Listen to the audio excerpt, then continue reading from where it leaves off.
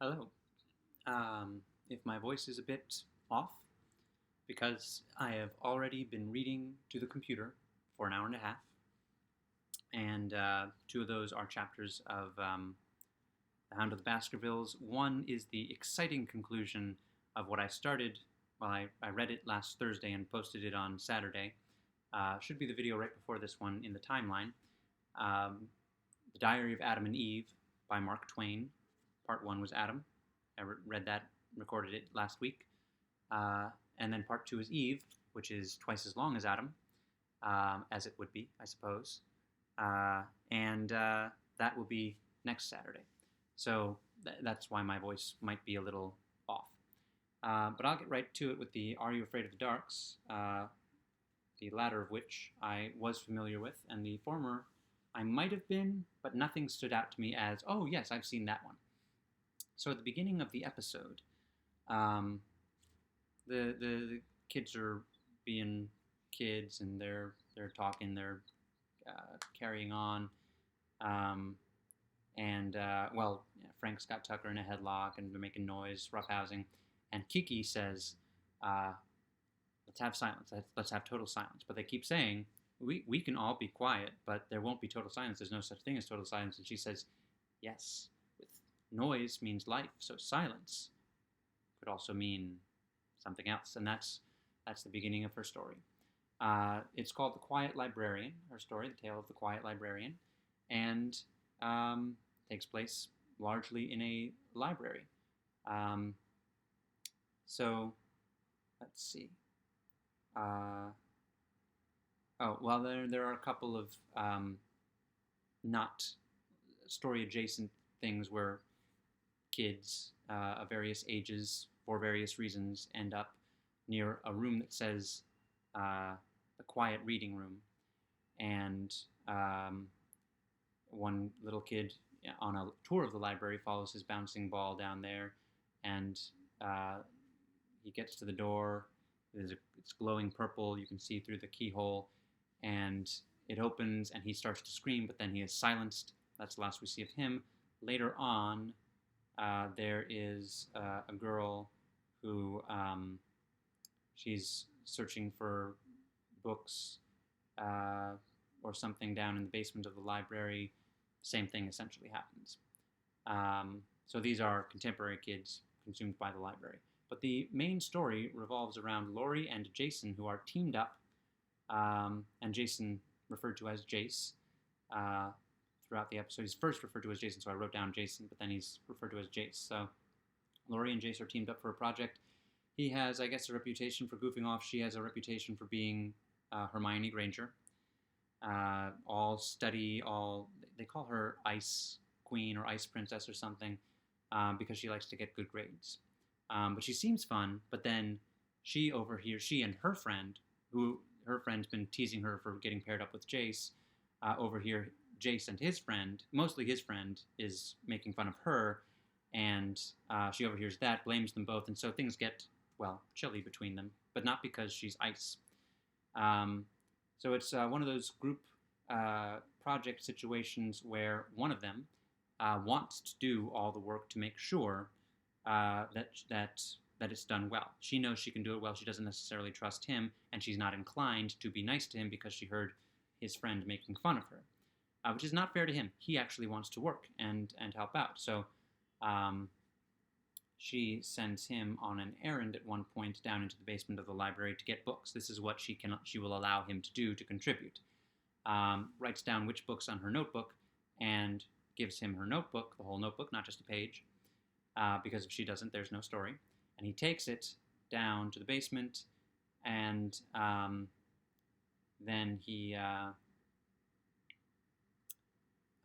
leaves it there.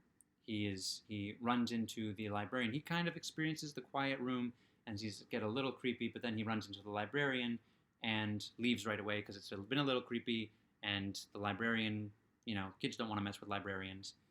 And he goes back out, but he's got the books, but he doesn't have her notebook. And her notebook has all of her notes.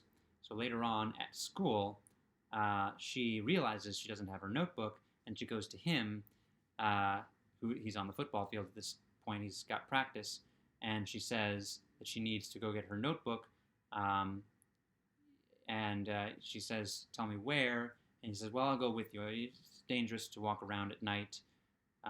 Or he's not sure. I forget exactly why, but he says, "I'll go with you." They agree to meet at 7 p.m. And right there, I thought the library is going to still be open at 7 p.m. And sure enough, it wasn't. Um, they but they find a way in, because after like jostling some windows and the door and whatnot, a window just opens to them, and they go in, and the library has changed. All kind of modern things, like she goes to put her backpack down on the copy machine, but the copy machine isn't there, and then they find an oil lamp. So it's become kind of it's traveled back in time, and they find a calendar with a date in 1910 right near the quiet reading room door. But they don't find her notebook as they're going around. So it's a nice, creepy after-hours library looking like it's from 1910. And then they, with the calendar by the door, they find a key. She says maybe the notebook's behind the door. And they open the door with the key, and all the kids, well, there's a bunch of kids. 2 of them are the kids we've already met. Then there's a bunch of kids from probably 1910 or over the years. Nobody's making a sound. They're all kind of moving slowly like ghosts. Most of them are covered with cobwebs and dust. Nice and creepy. And then the librarian appears. And it's a librarian who's got a painting up in the main. I guess she founded the library, or she was the first librarian, but she has a box, a magic box, that it's got a nice stained glass top, and it's glowing purple and when she opens it, if you're making a sound, or any sound, if there is a sound, that sound ceases immediately. And I neglected to mention earlier, and you can probably see where this is going by me mentioning it now, Jason, not being allowed to work on the project, retreated into video games, which were making a lot of noise. So it's the part of the episode where the kids run around the creepy place and the monster chases them. There's not a lot going on. Jace loses his voice first. And Lori goes to the main level and starts playing she goes up the library. The librarian chases her because she still has sound. Jace plays a Victrola, and how a 10-year-old in the 90s knew how to work the Victrola, I don't know, but maybe his parents play a lot of records. But that then attracts the library. So they're kind of getting the librarian, distracting her, and he starts smashing the records. So he clearly not a Victrola type. Probably has a Walkman or something. And then smashes the records, and the librarian comes after him, taking the sound of the smashing records into her box. I think the idea is that she's going to take him bodily into the box, or soul, or whatever. Lori comes down and yells to try to save him, but then she loses her voice. Then they start playing the video game, and they pass the video game back and forth, and it overwhelms the librarian and her magic box, which smashes. She disappears. The voices are freed. The kids are freed, but we only see the 2 who are contemporaries. And then there are no more children in the room. And then the night watchman comes. The missing kids, they have been reported missing, are revealed, and the reading room is otherwise empty. And they agree to work together on their project, finally. But it's due the next day, so they're going to work through the night. It's going to be their first all-nighter. And so then, after the story, Kiki says, by the way, I've got to return some books to the library. And again, it's dark, and it's the Midnight Society, so is it going to be open? And they say, oh, no, I'm going to just put it in the overnight box, the slot. But still no one wants to go. And this is the first time that it clicked. Well, it's not the first time that it clicked, but the idea that it's a pattern, that they always have something to do after telling their story, or they usually do. Like, would someone like to do this activity that is related to the story I just told with me now that I've told the story that is scary, to test how scary their activity was? And so that's the first time I put it together, that it's a test. of how scary their story was. So the second story, The Silent Servant, this one I had seen before. I don't, let's see, I wrote down a few things probably that indicated it, but I was pretty sure I remember the Stalking Scarecrow. So it's a Betty Ann story, but the episode starts with Betty Ann kind of feeling embarrassed because Frank and Kiki are angry at her because they'd all gone to see a movie earlier, and then Frank and Kiki, after the movie, they wanted to sneak into another movie, but Betty Ann didn't want them to do anything that was against the rules, and she said very loudly, "Guys, the exit's this way," which got the attention of the ushers, and so they couldn't then sneak into the other movie. And so they're making her feel bad about that, but then she goes into it, and it seemed, before I remembered that I'd seen this one, it seemed that tagline like "Silence is Power" and "The Silent Servant" seemed like another Quiet Librarian themed thing, which they do such things twice in a row. Occasionally, children's series do, but not. So then she goes into the story, and it's not really a flashback, but it's prior to the main story. The whole one guy is afraid of a thing another guy controls. That's what it amounts to. This one guy, he's all scared of this monstrous thing. This other guy comes along and can control it, and therefore potentially control this other guy. So the story itself, it's another cousins visiting. It's always they do cousins so that when they don't do siblings, when they don't do potential love interests, but too young to get really into that. Jared is visiting Anne, and I think her father and brother are the other two guys. And the guest star noted on Wikipedia is Tyler Levine as Mark. Oh, for some reason I read that as Mike yesterday, even though I heard Mark in the episode, so maybe I was tired. It was daylight saving time. They should do an episode about that. And so the older brother is Mark, and they're working on a farm, and Anne doesn't want to play baseball, but Jared does, and he makes her go very far, close to the house. He throws the ball, breaks the window, and since they're working on a farm, it's okay. They broke the window. They just have to work it off. And also their gloves get taken away. So one of the things they're asked to do, they've got to build a fence around the garden so that the deer don't get into it, and they have to deliver beans to somebody. And on their way, Anne points out a large, there's a barn, and there's a large grave near the barn for a guy named Earlstad, and he owned the barn, etc. And they go into the barn because Jared is reckless. And in the barn, or I guess there's some rumors that old man Earlstad was a sorcerer of some kind. But they go into the barn, and they find in a closet a giant scarecrow. And it's a weird thing to find a scarecrow stored away, but maybe it's not. Maybe this is just a farm thing, and they don't just put together scarecrows and then take them apart. They store the whole thing. But of course, it's not just a scarecrow. But the kids think, oh, well, the scarecrow will help scare away the deer too. And they put it up near the garden, and it's creepy. It's got a face kind of like Michael Myers. But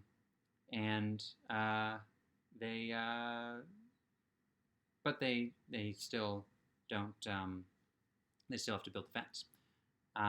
They go back in that direction because they still haven't delivered the beans. And then there's this guy with an incoherent ranting about the dragons and the master and the beast, and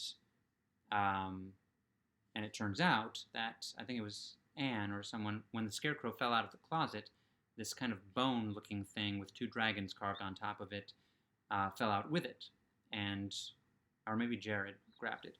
But in any case, after this, and Anne tells him it's Crazy George, who worked for Earlstad, who was a sorcerer potentially. So they find this dragon thing, or that they had retrieved it alongside the scarecrow, but they give it some attention now, and they open it up and they find a message inside, and Jared, of course, reads it out loud, bringing the scarecrow to life.